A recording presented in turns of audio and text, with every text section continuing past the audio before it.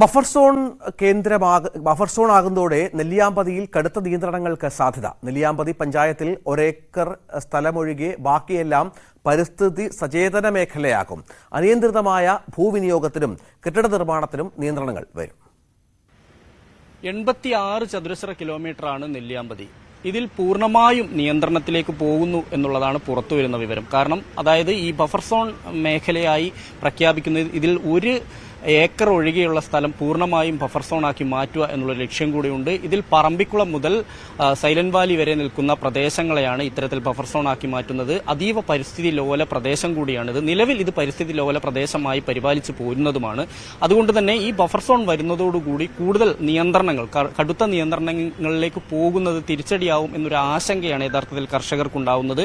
എന്നാൽ ആ ആശങ്കയ്ക്ക് അടിസ്ഥാനമില്ല എന്ന് വനം വകുപ്പ് തന്നെ പറയുന്നുണ്ട്. കാരണം നിയന്ത്രണങ്ങൾ കടുപ്പിക്കും എന്നുള്ള കാര്യത്തിൽ സംശയമില്ല. അതിൽ റെഡ് കാറ്റഗറിയിൽ വരുന്ന കെട്ടിട നിർമ്മാണം, അതുപോലെ തന്നെ ക്വാറികൾ എന്നിവയുടെ പ്രവർത്തനത്തിന് നിയമപരമായ അനുമതി ഉണ്ടാവില്ല. അതിന് പൂർണ്ണമായ അർത്ഥത്തിൽ നിരോധനം ഉണ്ടാവുന്ന തരത്തിലായിരിക്കും കാര്യങ്ങൾ. പക്ഷേ നിലവിലെ കെട്ടിടങ്ങൾ നിർമ്മിക്കുന്നതും കെട്ടിടങ്ങളുടെ നിർമ്മാണം, വലിയ ബഹുനില കെട്ടിടങ്ങൾക്ക് ഒരു കാരണവശാലും ഇവിടെ അനുമതി കൊടുക്കുന്നതല്ല. പക്ഷേ ധാരാളം എസ്റ്റേറ്റുകളുണ്ട്, ധാരാളം റിസോർട്ടുകളുണ്ട്, ധാരാളം മറ്റുള്ള നിർമ്മിതികളുണ്ട്. ഇതിനെയൊന്നും നിലവിലെ സാഹചര്യത്തിൽ ബാധിക്കില്ല. ഒപ്പം തന്നെ പ്രകൃതിക്ക് തിരിച്ചടിയാവുന്ന രീതിയിലുള്ള ടൂറിസത്തെ പോലും അംഗീകരിക്കാൻ ഈ ബഫർ സോണിന് കഴിയില്ല എന്നുള്ളതാണ് എടുത്തു പറയേണ്ട കാര്യം. നമുക്കറിയാം, ഏറ്റവും കൂടുതൽ ടൂറിസ്റ്റുകൾ എത്തുന്ന ഒരു പ്രദേശം കൂടിയാണ് ഈ നെല്ലിയാമ്പതി മലനിരകൾ. അത്ര മനോഹരമായ ഒരു പ്രദേശം കൂടിയാണ്. പക്ഷേ ഇവിടെ നിയന്ത്രണങ്ങൾ അനിവാര്യമാണ് എന്നുള്ളതാണ് എടുത്തു പറയേണ്ട കാര്യം. കാരണം ഈ മലനിരകൾ സംരക്ഷിക്കപ്പെടേണ്ടതാണ് എന്നുള്ള ഇത് എടുത്തു പറയേണ്ടതാണ്. കാരണം ഈ അട്ടപ്പാടി മുതൽ സൈലന്റ് വാലി മുതൽ പറമ്പിക്കുളം വരെ തുടർച്ചയായുള്ള ഈ മലനിരകൾ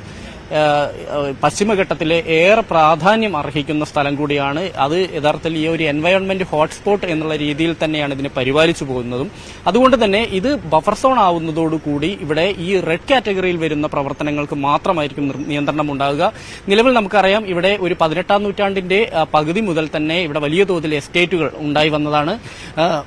ഈ എസ്റ്റേറ്റുകളുടെ എല്ലാം തന്നെ എസ്റ്റേറ്റുകളുടെ പ്രവർത്തനത്തിന്റെ നിലവിലെ സാഹചര്യത്തിൽ ഈ ബഫർ സോൺ ബാധിക്കില്ല എന്ന് തന്നെ വനം വകുപ്പ് പറയുന്നുണ്ട്. പക്ഷേ ഇവിടെ വലിയ ബഹുനില കെട്ടിടങ്ങൾ, ഈ എസ്റ്റേറ്റുകൾ പലതും ഇതിന്റെ ഒരു 50% പല സ്ഥലങ്ങളിലും 50% ടൂറിസത്തിലേക്ക് പോകുന്നു എന്നുള്ള ഒരു വിവരം കൂടി ഉണ്ട്. കാരണം ഇവിടെ ഈ ടൂറിസത്തിന് വേണ്ടിയിട്ട് ബഹുനില കെട്ടിടങ്ങളോ വലിയ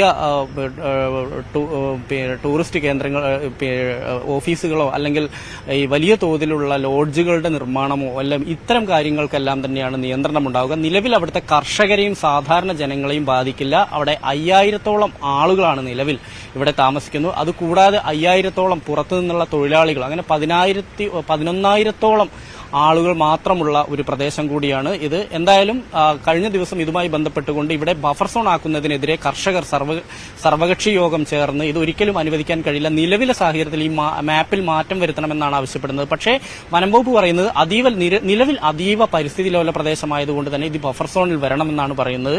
എന്തായാലും വരും ദിവസം ഈ ബഫർ സോൺ കൂടുതൽ പ്രാവർത്തികമായാൽ മാത്രമായിരിക്കും നമുക്ക് നിയന്ത്രണങ്ങൾ ഏത് തരത്തിലേക്ക് പോകും എന്നുള്ളത് അറിയാൻ കഴിയുകയുള്ളൂ.